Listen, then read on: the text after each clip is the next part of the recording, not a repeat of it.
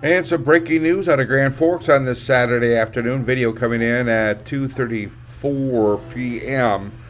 Gas line strike. This is on South Washington Street and 56th Avenue South, on the far south end of Grand Forks, taking out of the scene here.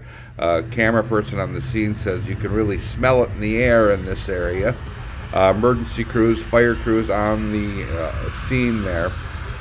So hopefully get that back under control before anything bad happens with that.